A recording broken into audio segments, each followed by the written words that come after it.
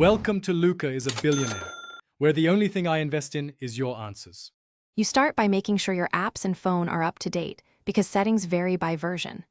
Once done, open WhatsApp and go to Settings, then Notifications.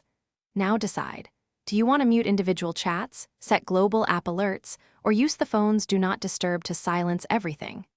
You choose based on how much silence you need, individual mutes for select people, and system DND to stop all WhatsApp tones entirely. Next, mute chats or turn off app alerts so interruptions stop. To mute a chat, open it, tap the contact or group name, choose Mute Notifications, and pick 8 hours, 1 week, or always. For groups, repeat and consider disabling custom notifications to prevent overrides. Also go to Settings right arrow Notifications and turn off conversation tones and notification tone so messages arrive silently. This gives quiet without changing system DND, which you can use later if you want full silence. Finally, enable your phone's Do Not Disturb for complete silence. On iOS, use Focus and add WhatsApp to silenced apps.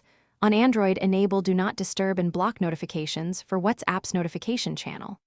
Make sure exceptions are set. Allow calls or repeat callers if you must. If you still hear alerts, check notification channels, battery optimization, and app permissions. Sometimes a channel is set to override silence. If problems persist, restart the phone and reapply DND. This usually resolves lingering notification issues. Thanks for watching and please subscribe. It's the best investment you'll ever make.